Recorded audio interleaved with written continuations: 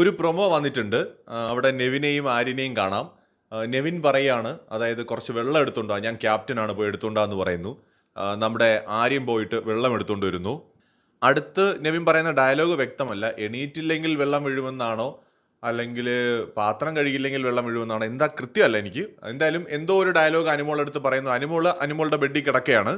എൻ്റെ ബെഡിൽ ഞാൻ കിടക്കും കിടക്കാതിരിക്കും, നിനക്കെന്തെന്ന് അനുമോൾ ചോദിക്കുന്നു.